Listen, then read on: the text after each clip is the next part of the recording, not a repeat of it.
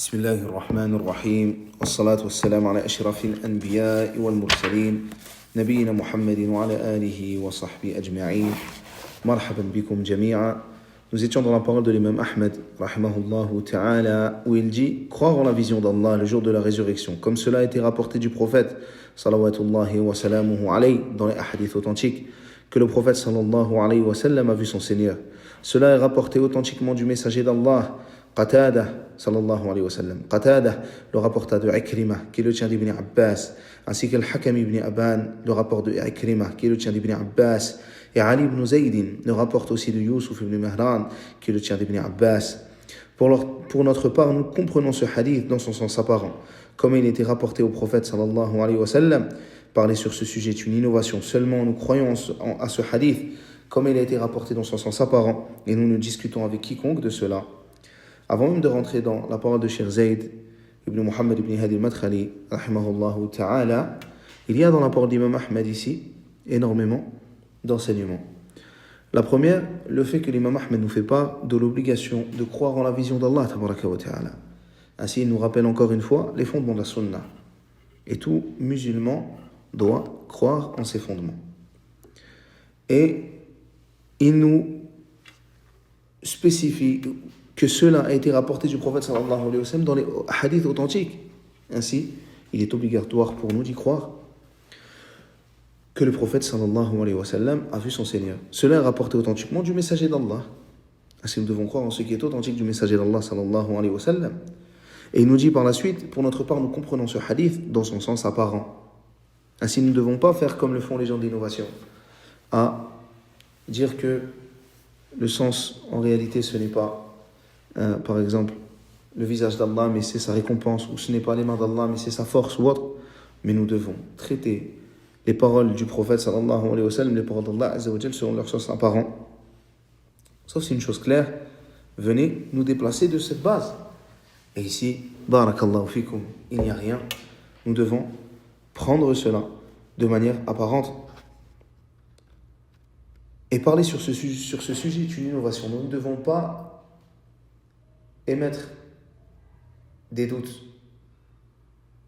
ou rentrer dans la polémique méprisable, détestable sur ce sujet, ainsi que sur les sujets qui ont trait à la foi. Nous devons croire aux paroles d'Allah et aux paroles du messager d'Allah sallallahu alayhi wa sallam sans donner des sens qui contredisent ces paroles et sans rentrer dans la polémique avec les gens qui polémiquent. Et les gens, parmi les gens d'innovation, qui aiment la polémique sont nombreux. Et ils aiment ainsi polémiquer sur les versets d'Allah et sur les hadiths du messager d'Allah sallallahu alayhi wa sallam et faire croire qu'il y a des contradictions comme on va voir par la suite.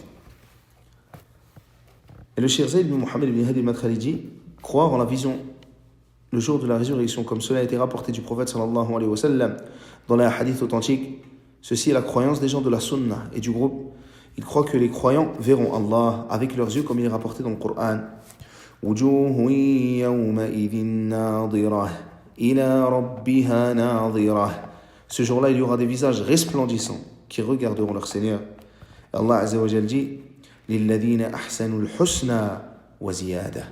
À ceux qui agissent en bien est réservé la meilleure récompense. Al-husna et même davantage al-ziyada. Al-husna a été traduite par le paradis. Quant à ziyada, par la vision d'Allah. D'autres preuves sont aussi présentes dans d'autres versets. Et la parole du prophète sallallahu alayhi wa sallam, vous verrez votre Seigneur de vos yeux, comme vous voyez le soleil sans nuage, ou comme vous voyez la pleine lune, sans que rien ne se mette entre vous et cette vision. Et ici, ce qui est voulu, c'est la ressemblance de la vision de la vision de la lune, et non de ce qui est regardé la lune. Donc la ressemblance n'est pas entre la lune et Allah, mais plutôt entre la vision et la vision. Tu n'es pas en train de dire qu'Allah ressemble à la lune, mais tu es en train de dire que la vision que tu auras d'Allah tabaraka wa ta'ala ressemble à la vision que tu as de la lune. Quel que soit le nombre qui soit en train d'observer la lune, est-ce que cela empêche celui qui cherche à la voir? En aucun cas. Ou comme le soleil, lorsqu'il est dans le ciel, sans nuage. Est-ce que le nombre de personnes qui l'observent te gêne? Non. Il en est de même pour la vision que tu auras d'Allah tabaraka wa ta'ala. Et le cheikh dit, tous sont des textes démontrant la vision des croyants d'Allah. Ils le verront au paradis et sur la terre, et sur la terre du jour de la résurrection. Les gens de la sunna sont donc le contraire des gens de l'innovation. En effet, certains innovateurs ont exagéré concernant la vision, en la prétendant dans l'au-delà, mais aussi dans la vie d'ici-bas. Tandis que d'autres ont renié la vision d'Allah en la reniant dans la vie d'ici-bas et dans l'au-delà.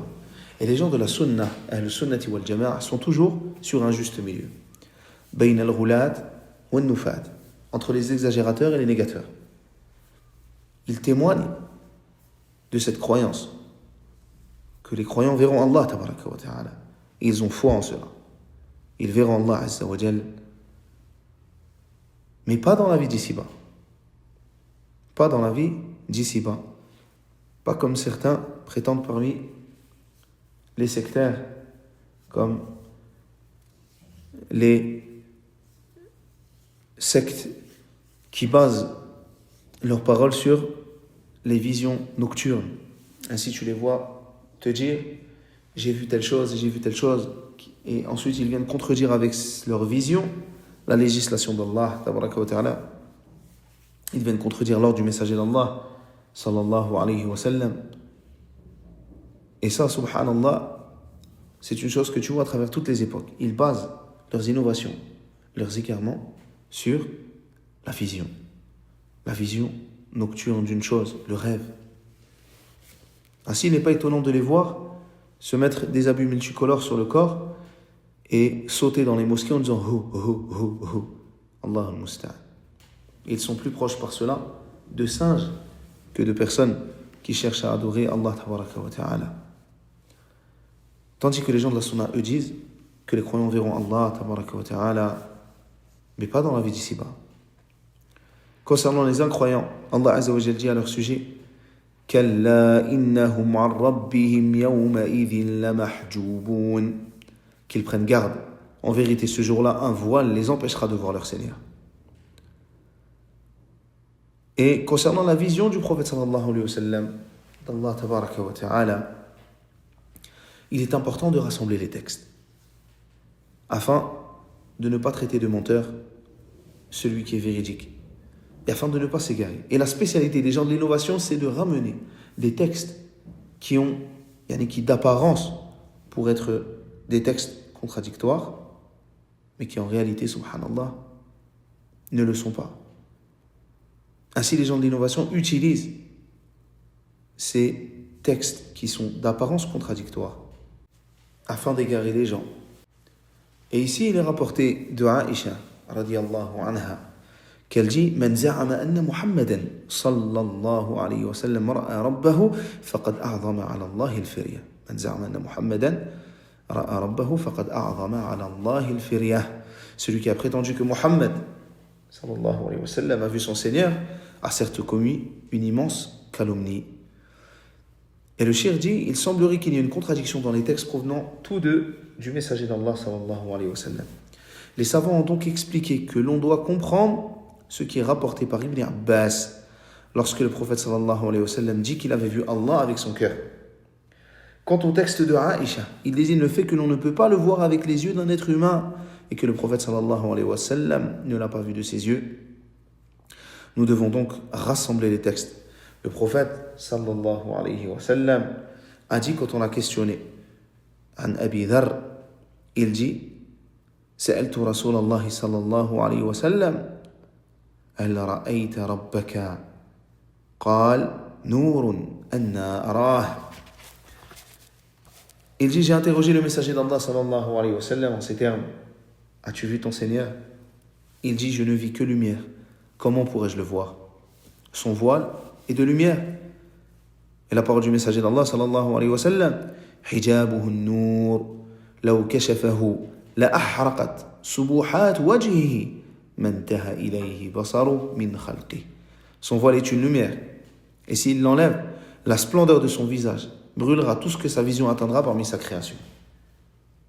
Et le cheikh dit: grâce au rassemblement des textes, on comprend que le hadith de Aïcha, radiyallahu anha, désigne le fait que le prophète sallallahu alayhi wa sallam n'a pas vu Allah de ses yeux. Cependant, on comprend que le hadith de Ibn Abbas concerne la vision du cœur, seulement que le prophète sallallahu alayhi wa sallam a vu Allah avec son cœur. Ainsi, cela nous montre l'importance de rassembler les textes. Et c'est d'ailleurs la première chose à faire avant de faire passer un texte sur un autre ou de rejeter un texte, de regarder si on peut rassembler ces textes. Et ceci est l'œuvre des savants, warathatul anbiya, des héritiers des prophètes. Ainsi, lorsque la personne voit qu'un texte lui semble compliqué, qu'elle n'arrive pas à comprendre, il ne faut pas qu'elle fasse preuve d'orgueil ou qu'elle fasse preuve de passion concernant ces textes, à rejeter ce qui est authentique parce que sa compréhension est erronée. Mais au contraire, la personne doit faire quoi? Doit questionner les gens de science, ceux qui savent. En revenant vers eux, vers les gens de science, alors les choses deviennent claires. Et en aucun cas, la personne doit rejeter les textes authentiques parce qu'il ne les comprend pas, parce que cela lui paraît étrange. Au contraire, il doit les accepter et croire en cela. Wa sallallahu ala nabiyyina Muhammad wa ala alihi wa sahbihi wa sallam.